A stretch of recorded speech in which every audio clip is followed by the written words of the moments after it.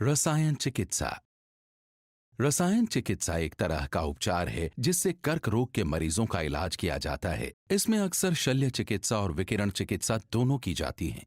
साधारण कोशिका चक्र के अनुसार शरीर की कोशिकाएं बढ़ती और विभाजित होती हैं, जिनको नाभिक नियंत्रित करता है। नाभिक के अंदर आनुवांशिक पदार्थ या डीएनए होता है, जिसमें इस प्रक्रिया का संचालन करने के लिए आवश्यक जानकारी मौजूद होती है। अगर नाभिक के अंदर का डीएनए क्षतिग्रस्त होता है तो यह अपने आप को खुद ही ठीक कर लेता है या फिर कोशिका को खुद को मारने का निर्देश भेजता है। कर्क रोग में डीएनए का वो हिस्सा जो कोशिका के विभाजन को नियंत्रित करता है, उसमें बदलाव आ जाते हैं, जिससे डीएनए खुद को ठीक नहीं कर पाता या कोशिका को खुद को मारने का निर्देश नहीं भेज पाता। इस वजह से कोशिका अनियंत्रित रूप से बढ़ने और विभाजित होने लगती है और अपनी जैसी अनगिनत कोशिकाएं बना लेती हैं, जिसे कर्क कोशिकाएं कहते हैं, जो कि साधारण कोशिकाओं को जोड़कर ट्यूमर बनाती है। जैसे जैसे ट्यूमर आकार में बड़ा होता जाता है, वो अपनी रक्त की आपूर्ति का इंतजाम खुद ही करने लगता है। कर्क कोशिकाएं साधारण कोशिकाओं की तरह आपस में अच्छे से जुड़कर नहीं रहती हैं।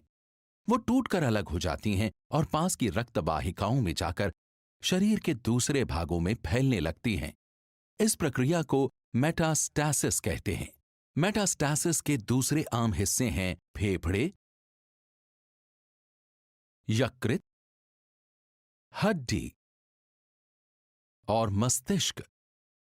मेटास्टैसिस लसिका प्रणाली के जरिए भी हो सकता है, जिसमें कर्क कोशिकाएं पास की लसिका वाहिकाओं में चली जाती हैं, जिससे वो लसिका पर्व और बाकी की लसिका प्रणाली में पहुंच जाती हैं और शरीर के अन्य हिस्सों में कर्क रोग को फैलाती हैं।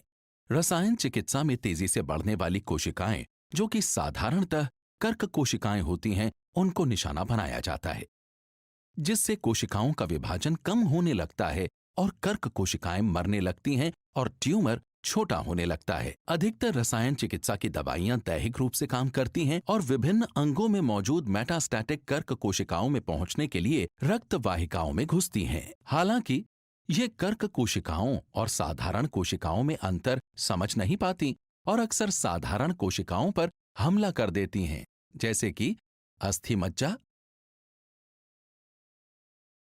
पाचन तंत्र और बालों की रोम कोशिकाएं। रसायन चिकित्सा के कुछ सामान्य दुष्प्रभाव हैं। 1. कमजोर प्रतिरक्षा तंत्र होने के कारण जल्दी जल्दी संक्रमण होना। 2. दस्त। 3. जी मिचलाना और भूख न लगना। 4. बालों का झड़ना। 5.